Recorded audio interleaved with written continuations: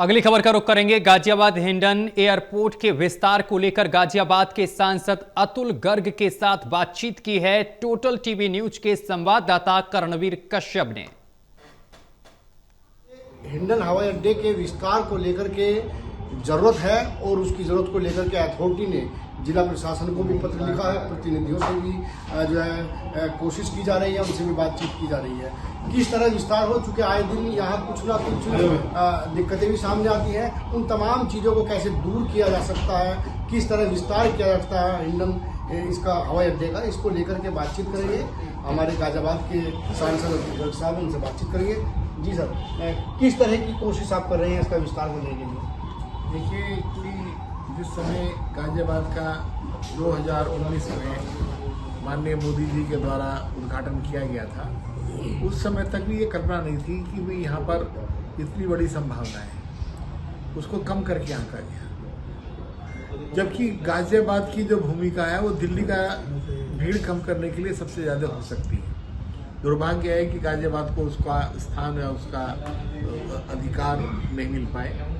जैसे ही ये फ्लाइटें शुरू हुई तो 95% का ऑक्यूपेंसी रेट गाजियाबाद में है और लगातार इसकी जरूरत बनी हुई है। दिल्ली के अंदर बहुत सारे लोग अब गाजियाबाद से फ्लाइट बुक कराना पसंद करते हैं क्योंकि गाजियाबाद आना जाना उनके लिए ज़्यादा आसान है और यहाँ पर चेकिंग टाइम भी कम है। और जितना भी ये अशोक नगर, चांदनी चौक, इस तरह का जो एरिया है टोटल, तो इस एरिया के लोग, बड़ौद के लोग इतना बेनिफिट हुआ है। तो इसके लिए जो विस्तार की योजना के बारे में पहले कल्पना नहीं थी, अब ये आने के बाद में इंडियन एयरफोर्स को ये लिखा गया है कि वो एक और उड़न की हवाई पट्टी उन्हें मिल जाए और 9 एकड़ जमीन बहुत जल्दी एक्वायर की जा रही है। तो इसकी संभावना भी है और होगा। जो अव्यवस्थाएं थी, जो शिकायत यात्री करते थे, विमान के लिए जगह नहीं, पार्किंग के लिए जगह नहीं है, वेटिंग एरिया में दिक्कत है, उन तमाम चीज़ों को लेकर जो दिक्कतें थी, क्या उनका समाधान इस सबके बाद हो जाएगा? बिल्कुल होगा।